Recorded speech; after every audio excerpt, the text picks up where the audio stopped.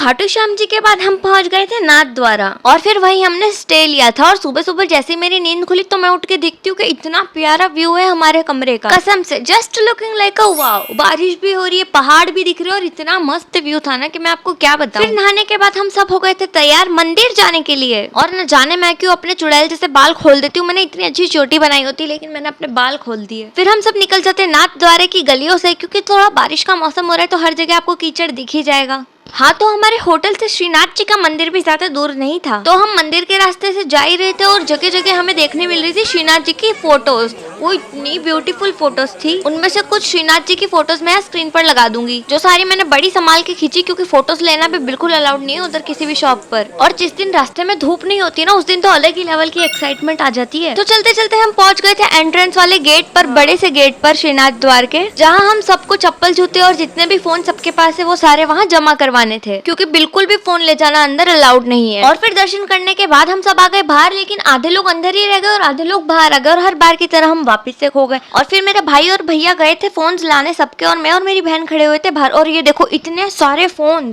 ही phone. और फिर सारे फैमिली वाले असेंबल हो गए और हम घूमने लग गए वहाँ के बाजार में। यहाँ थी ज्वेलरी और कान्हा जी के प्यारे प्यारे से कपड़े। और फिर चलते चलते हम पहुँच गए बंदरों के इलाके में, लेकिन न जाने क्यों इनको देख के मुझे अपने फ्रेंड्स की याद आ गई। और फिर नाथ द्वारा से श्रीनाथ जी के दर्शन करके और खाना वाना खाकर हम निकल गए थे वापिस से कहीं और घूमने। तो हम जा रहे थे नाथ द्वारा से सावलिया सेठ जी, लेकिन रास्ते में हमें दिखे इतने बड़े शिव जी और वहाँ भी घूमा जा सकता है। लेकिन वहाँ है ना क्या हुआ, हमारी जो ट्रेवलर थी ना वो वहीं से 3-4 राउंड लगा गई, क्योंकि किसी का डिसाइड ही नहीं हो रहा था कि वहाँ जाना है कि नहीं। तो वो ट्रेवलर वहीं के वहीं घूमती रही और आपको आगे पता चली जाएगा कि आगे हमने क्या सोचा। और जैसे जैसे हम भोलेनाथ जी के पास जा रहे थे वो वैसे वैसे बड़े होते जा रहे थे। यानी सोचो वो कितने बड़े होंगे जब दूर से इतने बड़े दिख रहे हैं। तो चलो जो भी हो, कमेंट में जय महाकाल लिखना ना भूले। तो फिर गाड़ी के ट्रेवलर के 4-5 राउंड लगवाने के बाद हमने डिसाइड करा कि हम वहाँ जाएंगे। और वो जगह कुछ पार्क जैसी थी, तो वहाँ थी स्टार्टिंग में ही गेम में था बास्केटबॉल डालने के इतने बड़े बड़े गुड्डे मिलने वाले हैं। अगर बॉल डल गई तो वैसे ही जितना दिखने में इजी था लेकिन उतना था नहीं है। और ये देखो गई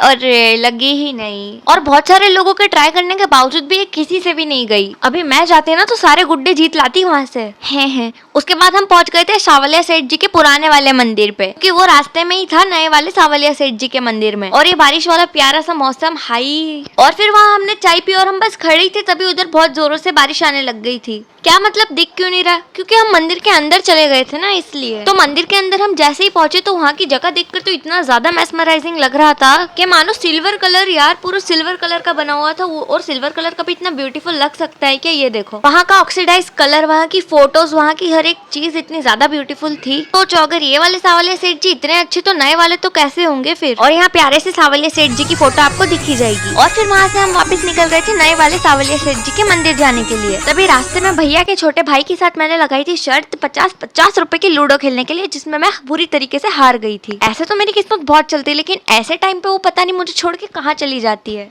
और फिर हम वहाँ जैसे पहुंचे हमें सब कुछ ब्लू नजर आ रहा था। और इधर उधर नजर मारते मारते मेरी नजर चली गई इन पत्थरों के ढेर पर। तो ये बेसिकली पत्थर का ढेर बिल्कुल भी नहीं है, ये है पत्थर के घर जो यहाँ लोग बना के जाते हैं। तो ऐसा माना जाता है कि यहाँ पर जो भी पत्थरों से अपना घर बनाएगा एक दिन जरूर उसका भी घर बनेगा। तो फिर यहाँ भाभी और बहन मिलकर बना रहे थे घर। तो फिर इनका घर बनने के बाद हम सब निकल गए अंदर मंदिर की ओर। तो हम मंदिर के अंदर जैसे ही पहुंचे वहाँ ज्यादा भीड़ तो दिख नहीं रही थी। फिर मंदिर में जाने के बाद हम रुक जाते बाकी लोगों के लिए, और उनके आने के बाद हम वापिस चलने लग जाते हैं अंदर। और फिर थोड़ा सा अंदर की साइड जाते ही हमें सावलिया सेठ जी की एंट्रेंस दिख जाती है। तो फिर वहाँ घूमते घूमते हम देखते हैं इतनी प्यारी प्यारी हैंडमेड फोटोज। और फिर घूमते घूमते हम आ जाते हैं एक ऐसे पॉइंट पर जहाँ पूरा मंदिर दिख रहा होता है। तो ये देखो ये है पूरा उसका ओवरव्यू। देखो हर जगह ब्लू है, पूरा ब्लू बना रखा है मंदिर, जो कि दिखने में बहुत अट्रैक्टिव है और एक्चुअली में है भी।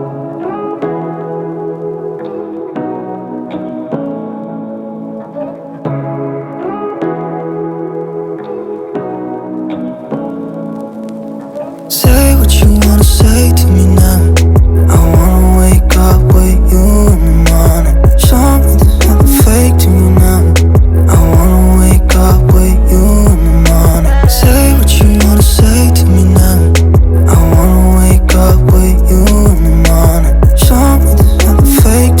हम पहुंच गए सांवले सेठ जी के दर्शन के लिए अंदर, जहां हो रही थी आरती। और हमने सुना था कि वहां की आरती बड़े नसीब वाले लोगों को देखने मिलती है। आरती अटेंड करने के बाद हम सब वहीं रुक गए थोड़ी देर के लिए, और फिर थोड़ा टाइम वहीं स्पेंड करने के बाद हम सब निकल गए वहां से बाहर, क्योंकि अब हम वहीं सांवले सेठ जी के वहां रुकने वाले थे। तो फिर हम जैसे ही बाहर आए, वहां हमें दिखे प्यारे से कान्हा जी जिन्होंने उठा रखा था ये पर्वत। और फिर मंदिर से बाहर आने के बाद हमें दिखता है बाजार जैसा एरिया, और वहां से हम कुछ ना खरीदे ऐसा तो कभी हो ही नहीं सकता है। तो वहां के बाजार में ना हर जगह एक जैसी चीज थी। वहां से तो मैंने कुछ नहीं लिया, लेकिन तभी मेरी नजर पड़ गई इस प्यारे से बैग पर कृष्णा जी वाले। और ये सब होने के बाद हम वापस आ गए हमारी ट्रेवलर में, क्योंकि अब हम जा रहे थे होटल। और देखो वो रही मैं सबसे पीछे बैठ के, मैं तभी भी लूडो ही खेल रही थी। क्या मतलब मैं फिर से हार गई थी। बस फिर इसी तरह पूरी फैमिली की मस्ती और वाइबिंग चालू थी।